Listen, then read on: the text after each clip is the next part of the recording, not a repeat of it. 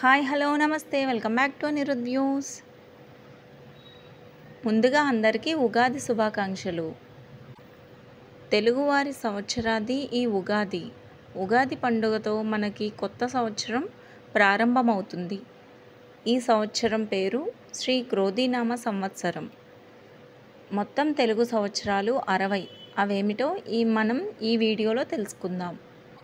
వీడియోలోకి వెళ్ళబోయే ముందు మీరు కనుక ఫస్ట్ టైం మా ఛానల్ చూస్తున్నట్లయితే తప్పకుండా మా ఛానల్ని సబ్స్క్రైబ్ చేసుకోండి. పక్కనే ఉన్న బెల్ ఐకాన్ కూడా క్లిక్ చేయటం వలన నేను ఎప్పుడు వీడియోస్ పెట్టినా మీకు నోటిఫికేషన్ వస్తుంది, మీరు చూడొచ్చు. తెలుగు సంవత్సరాలు 60 కాబట్టి వీడియో కొంచెం లెందీగా ఉంటుంది. తప్పకుండా వీడియో మొత్తం చూడండి చివరి వరకు. తెలుగు సంవత్సరాల గురించి తెలుసుకోవాల్సిన ఆవశ్యకత ఎంతైనా ఉంది.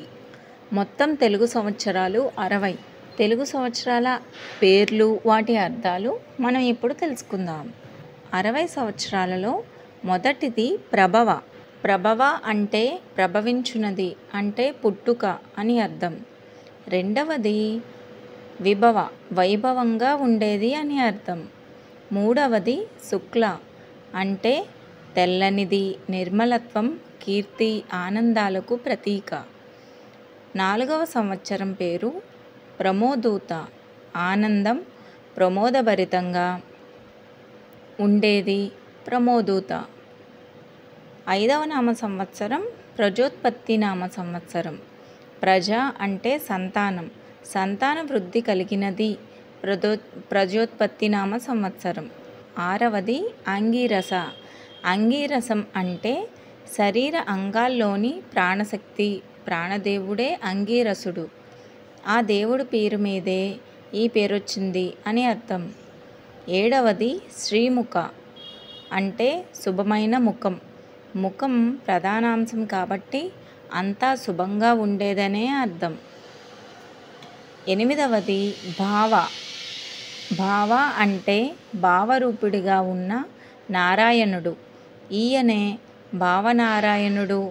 ఈయన ఎవరిని విశ్లేషిస్తే సృష్టికి ముందు సంకల్పం చేసే బ్రహ్మ అని పండితులు వివరిస్తున్నారు. 9వది యువ. యువ అనేది బలానికి ప్రతీక. 10వది దాతానామ సంవత్సరం అంటే బ్రహ్మ, అలాగే ధరించేవాడు, రక్షించేవాడు అని కూడా అర్థం. 11వ నామ సంవత్సరం ఈశ్వరనామ సంవత్సరం. దాని అర్థం పరమేశ్వరుడు. 12వది బహుధాన్య అంటే సుభిక్షంగా ఉండటం. 13వది ప్రమాది, ప్రమాదమున్నవాడు అని అర్థం ఉన్నప్పటికీ సంవత్సరం అంతా ప్రమాదాలు జరుగుతాయని భయపడనవసరం లేదు. 14వది విక్రమనామ సంవత్సరం, విక్రమం కలిగిన వాడు అని అర్థం. 15వది వృషనామ సంవత్సరం అంటే చర్మం. 16వది చిత్రభాను సంవత్సరం. భానుడంటే సూర్యుడు. సూర్యుడి ప్రధాన లక్షణం ప్రకాశించటం. చిత్రమైన ప్రకాశం అంటే మంచి గుర్తింపు పొందడమని అర్థం. 17వది స్వభాను, స్వయం ప్రకాశానికి గుర్తు, స్వశక్తి మీద పైకెదిగేవాడని అర్థం. 18వది తారణ, తరింపచేయడం అంటే దాటించడం, కష్టాలు దాటించడం, గట్టెక్కించడం అని అర్థం. 19వది పార్థివ అంటే పృథ్వీ సంబంధమైనది, గుర్రం అనే అర్థాలు ఉన్నాయి. భూమికి ఉన్నంత సహనం, పనిచేసేవాడని అర్థం. 20వది వ్యయనామ సంవత్సరం అంటే ఖర్చు కావటం. ఈ ఖర్చు శుభాల కోసం ఖర్చయి ఉంటుందని అర్థం. 21వది సర్వజిత్తు, సర్వాన్ని జయించినది అని అర్థం. 22వది సర్వధారి, సర్వాన్ని ధరించేది. 23వది విరోధి, విరోధం కలిగినటువంటిది అనే అర్థం. 24వది వికృతి, వికృతమైనటువంటిది అని అర్థం. 25వది ఖర, గాడిద, కాకి, ఒక రాక్షసుడు, వాడి, వేడి, ఎండిన పోక అనే అర్థాలున్నాయి. 26వది నందన, అంటే కూతురు, ఉద్యానవనం, ఆనందాన్ని కలిగింపచేసేది అని అర్థం. 27వది విజయ, విశేషమైన జయం కలిగినది. 28వది జయ, జయాన్ని కలిగించేది. 29వది మన్మథ, మనస్సును మదించేది అని అర్థం.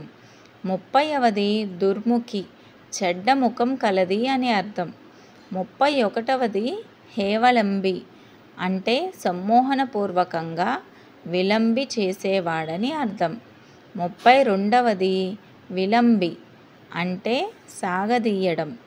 33వది వికారి, అంటే వికారం కలిగినది. 34వది సార్వరి, అంటే రాత్రి. 35వది ప్లవ, తెప్ప, జువ్వి, దాటించున్నది అని అర్థం. 36వది శుభకృత్, శుభాన్ని చేసిపెట్టేది అని అర్థం. 37వది శోభకృత్, శోభను కలిగించేది అని అర్థం. 38వది క్రోధి, క్రోధాన్ని కలిగినది అని అర్థం. మనం ఇప్పుడు 38వ నామ సంవత్సరంలో అంటే క్రోధి నామ సంవత్సరంలో ఉన్నామన్నమాట. 39వది విశ్వావసు నామ సంవత్సరం, అంటే విశ్వానికి సంబంధించినది అనే అర్థం. 40వది పరాభవ, అంటే అవమానం అనే అర్థం. 41వది ప్లవంగ, అంటే కోతి, కప్ప అనే అర్థాలు. 42వది కీలక, పశువులను కట్టేందుకు ఉపయోగించే కొయ్య.